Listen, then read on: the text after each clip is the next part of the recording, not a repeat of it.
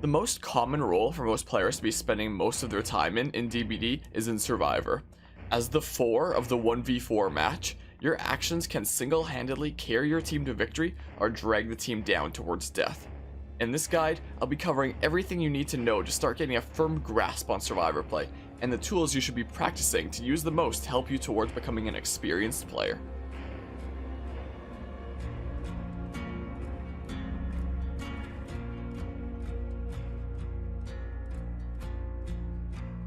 To begin, let's talk about what most new players aren't, but you should strive to be: efficient. Efficiency is potentially the most important aspect of Dead by Daylight.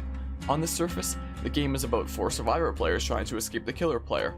Underneath that surface, however, is a game where 4 players aim to be as efficient as possible, and 1 player aims to stop that efficiency. Let me explain. You can only go on the hook so many times. Every time you go up brings you closer to death. Assuming the killer continues to catch people throughout the round, this naturally means that the longer the game goes on, the less of a chance the survivors have of escaping. Let's say every survivor is fully healed and away from the killer. You may all still be in trouble if all 4 people are dead next time they're hooked. The killer keeps catching people, it's in the killer's best interest to make the game last as long as possible. This is why perks like Hex Ruin are so widely used. On the surface, it's just an annoying perk to make gens take longer, when its true nature is to buy the killer more time to kill everyone. Keeping this all in mind, it's only natural that it's in the survivor team's best interest to make the game as short as possible. Give the killer the least amount of time to be hooking survivors multiple times and bringing you closer to death. So you should always be doing something as a survivor player to help your team escape. Let's talk about some ways to be efficient. A lot of new survivor players will get scared easily and will crouch around the outsides of the map trying not to be seen, despite the fact that the killer is in the middle of bumblefuck nowhere. This fear of the killer doesn't stick around for a long time for most players, but it's something you've got to get over. If you don't hear a heartbeat or have any indication that the killer is close, be doing something to help the team. If all your teammates are doing generators and you're busy being a scaredy cat sneaking around the outsides of the map, then you're dragging down your team and making it harder for the people who are actually trying to escape. Another mistake many new players make is cleansing dull totems. When the killer has a hex perk, it gets assigned to one of the 5 dull totems around the map, making it lit. Cleansing a lit totem will destroy the killer's perk. Cleansing dull totems, however, does literally nothing to help you escape. New survivors will oftentimes do it because it gets them some points. Well, let's crunch some numbers, shall we? Cleansing a dull totem takes 14 seconds and gives you 600 points for completing the action. A generator takes 80 seconds and nets you 1250 points for completing the whole thing on your own. So, first of all, doing a dull totem means you're giving up 17.5% of a generator progress, something that actually helps your team escape. How many points does it really net you though? Well, 600 points for 14 seconds is approximately 49 points per second. 1250 points for 80 seconds is approximately 16 points per second. Let's say you did 14 seconds of a generator, which is 17.5% of its progress. So 0.175 of 1250 is approximately 219 points. So essentially, by cleansing a dull totem, you're giving up a minimum of 17.5% of a generator's progress, slowing down the entire team and making the killer have more time to kill you and your team. And for what? 381 points. 17.5% lost generator progress is the minimum. That's just the raw time of doing the action, never mind how long it takes you to get from the dull totem to the generator, so it's probably easily over 20% in most cases. You gotta ask yourself, what's better? Being a good teammate and helping your fellow survivors escape, including yourself, which will net you 5,000 points, or making it harder for everyone to escape and dragging your whole team down for 381 points? Keeping this knowledge in mind, if you're cleansing dull totems, just why? But Harmonia, what if the killer has Noed? So what? Noed is a hex perk that only gets assigned onto the totem once the last generator is powered, and once it is, the killer gets a 4% speed boost and can one-shot survivors as long as the totem is active. The thing about Noed is it only gets assigned onto a totem once the last gen is done. It's not given to an unlit dull totem before then. It will just hop onto any of the unlit totems on the map once it activates. If you've cleansed 4 dull totems and the killer has Noed, the perk will jump to the last unlit totem. The only way to stop Noed is to cleanse all 5 of the dull totems. So if you're already killing your team by cleansing 1 dull totem, you may as well cleanse all 5 of them, since cleansing 1 won't stop Noed. If you cleanse all 5 dull totems, That's 70 seconds of action time alone. That's 87.5% of a generator. That's purely from time doing the actual action of cleansing, never mind looking for every single dull totem on the map and then finding a generator from there. Factoring that in, my guess is it's probably going to cost anywhere from the time of 1.5 to 2.5 generators to cleanse all 5 totems. First of all, most killer players don't even use NOED, since most players like doing well by actually having to use their brains. So you're probably taking the time of doing 2 extra generators, just on the off chance that the killer is running a perk that they almost certainly aren't. If you had the option to go into a game and play the game normally with 5 generators to do, just the normal way the game is, or go into a game where you had to do 7 generators to escape but were safe from the perk NOED, honestly, which would you choose? Do not kill yourself and your team by cleansing dull totems. So far, I've talked about ways to avoid being inefficient, but how do you actually be efficient? You want to always be doing something that helps the team escape. If you're not getting chased or going for a save, you should try to always be working on a generator.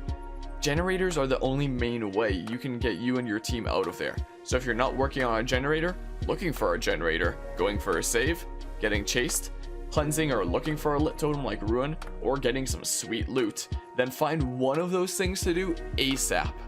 I gave that paragraph on why efficiency is so important and why you should be aiming to make the game as quick as possible, so try to make it so. Basically, try to gen rush. Gen rushing means the survivors focused on the objectives and were able to get the generators done fast since the killer didn't have enough pressure on the map. Rephrasing that, because the killer didn't give the survivors enough reason to stop working on the gens by chasing them or forcing them to save fellow survivors. Gen rushing is often a term used by salty killers when they want to blame the survivors for their own failure of having pressure on the map. They're gen rushing me! The devs have to make generators last longer! Having the objectives get done fast doesn't mean you're bad as a killer, it just means you didn't play optimally that round. Like, sometimes I'll spend 80 seconds chasing somebody on T-walls trying to practice my pre-flick curves around the corner to chainsaw down them, all in an attempt to practice these frankly very difficult techniques in mind games. Check out the Billy guide if you're interested. If I spend 80 seconds practicing my shenanigans on one survivor, all other 3 survivors can finish their own 80-second generator in that time if they're efficient. For me as killer, the game is pretty much over from there. GG, I messed up. As survivor, you want to be gen rushing, get the objectives done fast, and keeping the killer's pressure off the map. One more note about efficiency as survivor when it comes to doing the generators is it's actually slower to do generators as a group than individually. Each survivor on a generator by themselves will be repairing at 100% the standard efficiency. If there are 2 survivors on the same generator, they'll each repair at 90% efficiency. 3 survivors and it becomes 80% efficiency. 4 survivors and they each repair at 70% efficiency. So essentially, you're more efficient by being on separate generators than the same one. As well, if the killer finds you, there's pressure on all of you to get off of the gen, but if you're all working on different generators and the killer finds one of you, the other 3 can just keep doing what they're doing. This is also why the offerings that you have as survivor and killer for whether the survivors are separated or together should honestly be swapped. The killer has an offering that lets you make all the survivors start separated, which is beneficial to the survivors, and the survivors have an offering that makes them all start together, which is kinda not so good for the survivors. If you spawn in and notice that you're all together, you should probably scatter. Making sure you're able to keep pressure off your teammates means being decent in a chase. Chasing is where the real game of Dead by Daylight lies, and both the survivor and killer trying to outplay and outsmart each other. Nobody plays Dead by Daylight so they can hold M1 on a generator for 80 seconds. It's all about the excitement of the chase, so it's the most important thing in Dead by Daylight to get good at. Now, probably the most important way to improve at chases as survivor in Dead by Daylight? Play killer. Learn how the other side works and you'll understand better how to play around it. Same thing for getting better as killer. Playing survivor as well is super important for that. It's important to practice at both every once in a while, just so you understand exactly the mindset of who you're playing against. Now, for actually playing survivor, the most important thing to practice is looking behind you while you run. I don't mean looking behind all the time, you need to see where you're going so you don't run into stuff after all. Practice switching between looking in front of and behind you so you can decide where you want to go, and base that decision off of where the killer is. If you're not looking behind you, for all you know, the killer could have gone another way to cut you off for a free hit.